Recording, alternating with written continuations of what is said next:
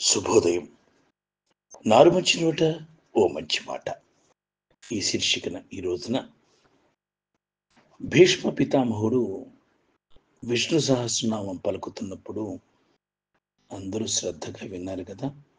మరి కృష్ణుడు ధర్మరాజుతో సహా, కానీ ఎవరు రాసుకోలేదు.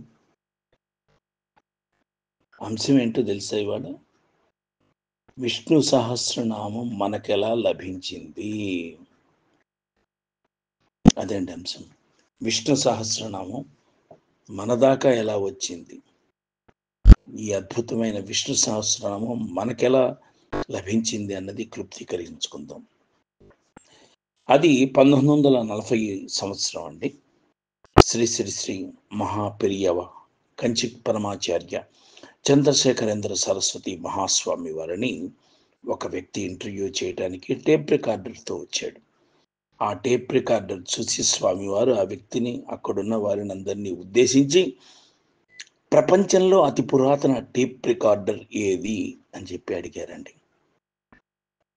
అందరూ కిమ్మిన్నాస్తి, మౌనముద్ర వహించారు.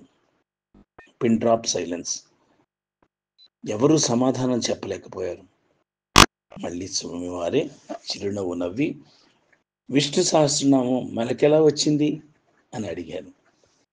ఒకరు అన్నారు, స్వామి భీష్ముడు అందించారు అని అన్నారు. స్వామివారు, భీష్ముడు మరి విష్ణు సహస్రనామం ఎలా, ఎవరికి అందించాడు భీష్ముడు అని చెప్పి మళ్ళీ ప్రశ్నించాడు అదే మాట. స్వామివారు చెప్పడం మొదలుపెట్టారు. ఎవరు సమాధానం చెప్పలేదు కదా. మరి స్వామివారు మొదలుపెట్టారు. భీష్ముడు సహస్రనామాలతో కృష్ణుణ్ణి స్తుతిస్తున్నప్పుడు కృష్ణుడు, పాండవులు, వ్యాస మహర్షితో సహా అందరూ అత్యంత శ్రద్ధగా వినటం మొదలుపెట్టారు. మరి ఎవరూ రాసుకోలేదు. అప్పుడు ధర్మరాజు అడిగాడు, యుధిష్ఠిరుడు కూడా ఉన్నాడు. మరి ఈ 1000 నామాలను మనమంతా విన్నాం, కానీ మనం ఎవరూ రాసుకోలేదు, ఇప్పుడు ఎలాగ కృష్ణ అని చెప్పి కృష్ణుణ్ణి ధర్మరాజు ప్రశ్నించారు. అవును కృష్ణ, ఇప్పుడు ఎలా? ఆ సహస్రనామాలు మనందరికీ కావాలి కదా అని అందరూ కృష్ణుణ్ణి వేడుకున్నారు. శ్రీకృష్ణుడు అన్నాడు, అది కేవలం సహదేవుడు, వ్యాసుడి వల్లనే అవుతుంది అని చెప్పారు. అందరూ ఆశ్చర్యచకితులైపోయారు. మరి నిజంగా ఇది ఎలా అవుతుంది, ఏ విధంగా అవుతుంది అనగానే, శబ్ద తరంగాలుగా వచ్చిన చోట అనగా భీష్ముడికి అతి సమీపంలో సహదేవుడు, వ్యాస మహర్షి కూర్చొని ఆ సహస్రనామ శబ్ద తరంగాలు రీప్లే అవుతుంటే వ్యాస మహర్షి వ్రాసి పెట్టాడు. ఇది నిజంగా చెప్పాలనంటే చాలా ఆశ్చర్యకరమైన విషయం. దీని గురించి మనం విశదీకరించుకొని చెప్పుకోవాలి అంటే కనుక చాలా ప్రాధాన్యతతో సంతరించుకున్నటువంటి విషయం అండి ఇది.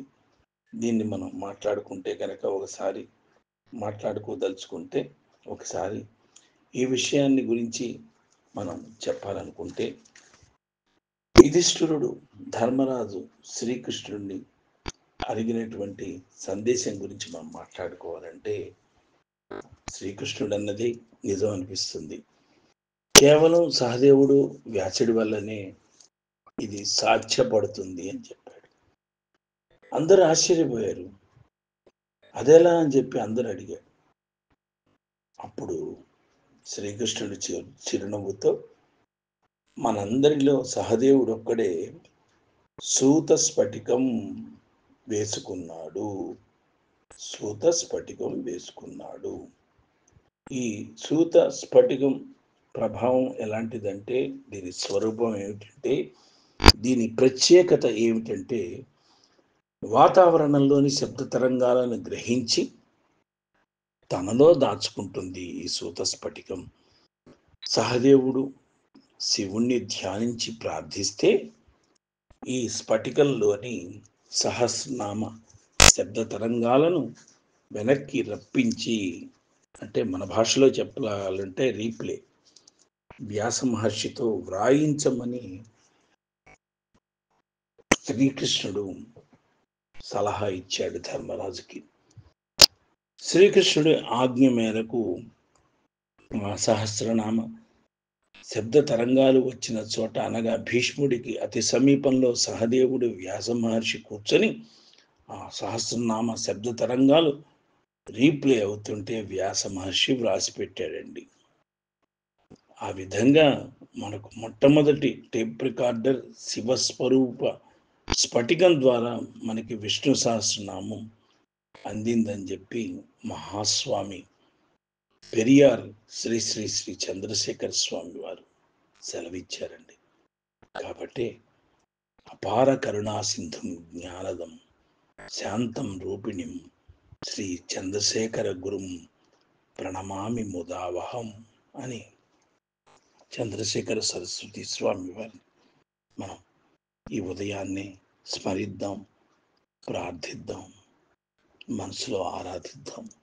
స్వస్తి. భవదీయుడు నారు మంచి.